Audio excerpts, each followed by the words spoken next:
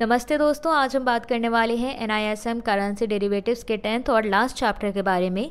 ये chapter actually market की backbone है और ये है code of conduct and investor protection measures. इस चैप्टर में हम समझेंगे कि ब्रोकर्स के लिए क्या एथिकल रूल्स डिफाइंड है, सेबी का इन्वेस्टर प्रोटेक्शन मैकेनिज्म कैसे काम करता है और अगर कभी ब्रोकर डिफ़ॉल्ट कर जाए तो इन्वेस्टर का पैसा कैसे सिक्योर होता है। तो बिना टाइम वेस्ट किए चलिए इस चैप्टर को शुरू करते हैं। सेबी ने अपने स्टॉक ब्रोकर्स रेगुलेशंस 1992 के शेड्यूल 2 में एक detailed code of conduct specify किया है, जिसमें 3 लेवल्स ऑफ रिस्पॉन्सिबिलिटी डिफाइन किए गए हैं। फर्स्ट है जनरल ड्यूटीज़, जिसके अंदर स्पेसिफिक पॉइंट्स आते हैं जैसे इंटेग्रिटी, ब्रोकर्स को ऑनेस्टी और फेयरनेस मेंटेन करनी चाहिए हर ट्रांजैक्शन में। स्किल एंड केयर, बिजनेस में ड्यू डिलिजेंस और स्किल्स अप्लाई करना मैंडेटरी है। नो मैनिपुलेशन, मार्केट को डिस्टॉर्ट करने वाले रूमर्स, फेक ट्रेड्स या प्राइस रिगिंग स्ट्रिक्टली प्रोहिबिटेड है। No malpractices, false markets create करना या इन्वेस्टर्स के इंटरेस्ट के अगेंस्ट कोई काम करना अलाउड नहीं है।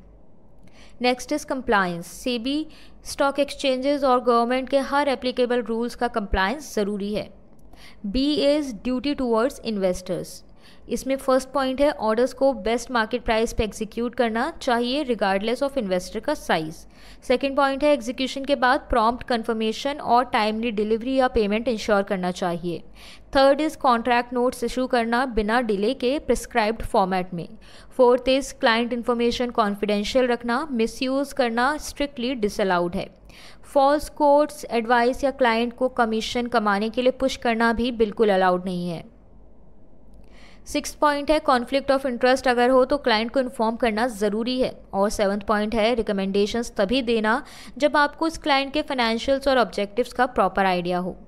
पॉइंट सी है ड्यूटीज़ टूवर्ड्स अदर ब्रोकर्स, इसमें अनमैच्ड ट्रेड्स को रिजॉल्व करना, बैड डिलीवरी अवॉइड करना, डिविडेंड, बोनस, राइट्स का प्रॉपर ट्रांसफ़र इंश्योर करना और दूसरे ब्रोकर्स के क्लाइंट्स को अनफेयरली अट्रैक्ट नहीं करना। इन्वेस्टर ग्रीवेंस रिड्रेसल का मैकेनिज्म सिक्योरिटीज़ मार्केट में काफ़ी रोबस्ट है। अगर किसी इन्वेस्टर को ब्रोकर, कंपनी या एक्सचेंज से रिलेटेड इशू हो जाए तो ये स्टेप्स फॉलो होते हैं। स्टेप 1, इन्वेस्टर पहले अपने ब्रोकर या इंटरमीडियरी को कंप्लेंट करता है। स्टेप 2, अगर सोल्यूशन नहीं मिला तो इन्वेस्टर स्टॉक एक्सचेंज के ग्रीवेंस सेल या सेबीज के स्कोर्स पोर्टल पे कंप्लेंट कर सकता है। स्टेप 3 है अगर कस्टमर अभी भी अनसेटिस्फाइड है उसके बाद वो आर्बिट्रेशन पर जा सकता है। अब समझते हैं ऑनलाइन डिस्प्यूट रिजोल्यूशन मैकेनिज्म क्या है। सेबी ने रिसेंटली ODR पोर्टल भी लॉन्च किया है जिसमें ऑनलाइन कॉन्सिलेशन और आर्बिट्रेशन होता है। मार्केट इंफ्रास्ट्रक्चर इंस्टीट्यूशन जैसे स्टॉक एक्सचेंजेस और डिपॉजिटरीज इन्वॉल्व होते हैं और इससे प्रोसेस फास्ट, फेयर और इन्वेस्टर फ्रेंडली हो गया है। अब कभी कभी ट्रेडिंग मेंबर्स या क्लियरिंग मेंबर्स डिफ़ॉल्ट कर जाते हैं। ऐसे केस में स्टॉक एक्सचेंजेस ये स्टेप फॉलो करते हैं। पहला, डिफ़ॉल्टर का अनाउंसमेंट सर्कुलर के थ्रू होता है। सेकंड, वेबसाइट पे पब्लिक नोटिस पोस्ट होता है। थर्ड, SMS और ईमेल के थ्रू क्लाइंट को नोटिफाई किया जाता है ताकि वो क्लेम फाइल कर सकें।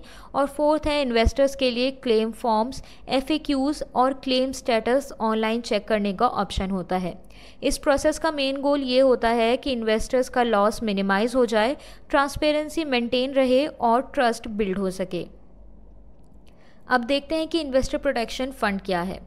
इन्वेस्टर प्रोटेक्शन फ़ंड एक ऐसा फ़ंड है जो एक्सचेंजेस मेंटेन करते हैं to compensate genuine investors in case of broker default. इसके कुछ की फीचर्स ये हैं कि 1985 में ये सेटअप हुआ था via government notification. Stock exchanges और डिपॉजिटरीज इस फंड में कंट्रीब्यूट करते हैं via listing fees, penalties, interest earned etcetera. Third is administered by a separate trust and compensation limit एक इन्वेस्टर्स के लिए प्री डिफाइंड होता है। Minimum 70% of annual income from IPF reinvested back into the fund and 25% तक amount investor education and awareness पे भी use होता है।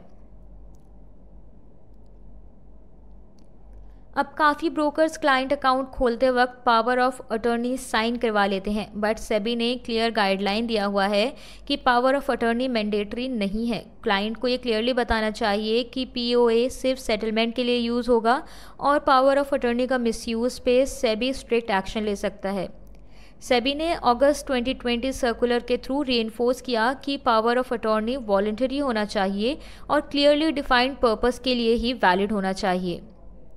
मार्केट में पार्टिसिपेट करने से पहले क्लाइंट्स को उनके राइट्स, रिस्क्स और ऑब्लिगेशन क्लियरली बताए जाते हैं।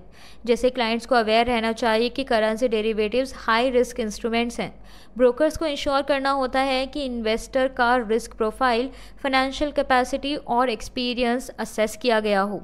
और सेबी ने रिस्क डिस्क्लोजर स्टेटमेंट्स को मैंडेटरी बनाया है ड्यूरिंग अकाउंट ओपनिंग प्रोसेस।